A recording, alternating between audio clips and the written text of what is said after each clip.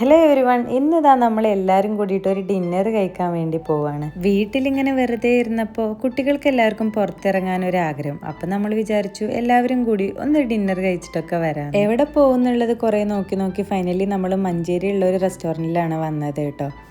ഇവിടെ കൂടുതലും അറബിക് ഫുഡാണ് കേട്ടോ ഉള്ളത്. എന്തായാലും എല്ലാം അടിപൊളിയായിരുന്നു കേട്ടോ.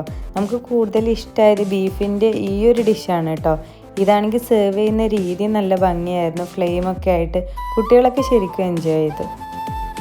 അങ്ങനെ കുറച്ച് നേരം നമ്മളവിടെ ഫുഡൊക്കെ കഴിച്ച് സംസാരിച്ചൊക്കെ ഇരുന്ന് കുട്ടികളും കുറച്ച് നേരം കളിച്ചൊക്കെ ഇരുന്നു കേട്ടോ.